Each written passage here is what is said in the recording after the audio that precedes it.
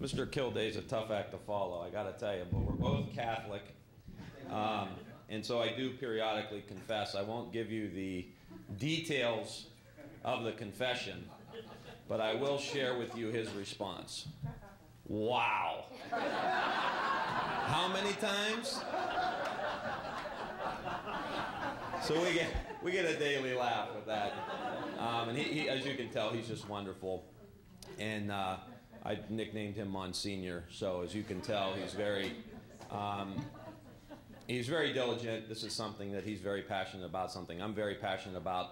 I won't talk very long because I'd rather, maybe have a little exchange, as Tim stated last night was really the goal of this conference. I just want to share with you one story. Last week we have a high school in Youngstown, Ohio called Cardinal Mooney. It's a Catholic school, very famous academic and football program. The Stoops brothers, who are coaches all over the country, come out of Cardinal Mooney, and on Saturday they won the state championship in Ohio.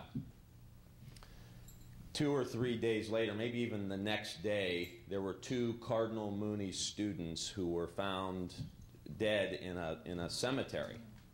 They were not football players. They were the kids who were on the outside, so to speak. And I was thinking about that story this morning because it's in the papers back home. But I thought, isn't that really what this is all about? Now, that's an extreme case, and fortunately that doesn't happen to every kid who feels alienated. But that's the one end of the spectrum. You're so alienated, so disconnected in high school that you think ending your own life is somehow the best scenario that you have. And then you work your way back to a kid that just feels disconnected and doesn't want to study, doesn't have any self-worth, doesn't want to participate or feel connected in any way. And that's really what we're doing here. I mean, this is about, because we all intuitively know this, that when someone complimented you as a kid, whether you got an A on a spelling test or you threw a touchdown pass and whatever, you just come alive.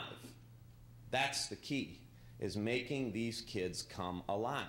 Instead of mindlessly going through life feeling hurt and disappointed, and you're not going to get rid of the hurt and disappointment, but this is about teaching these kids these skills that are available to all of us to learn how to deal with those situations, and to have a piece of legislation that could somehow assist and promote and frame this and allow us to make these arguments.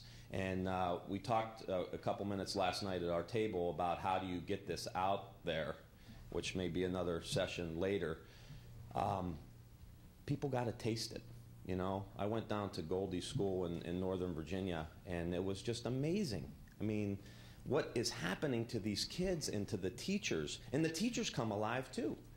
So we have, with one shot, a multiplier, a force multiplier, as they talk about in the military. You get the teachers, you get the parents, you get the students, you create an environment, you create a community, you create success, and you create the kind of compassionate society that we all want. So I'm completely on board. Anything I can do as far as legislatively, and Mr. Kilday's, the chair, subcommittee chair, George Miller is very involved in this as well.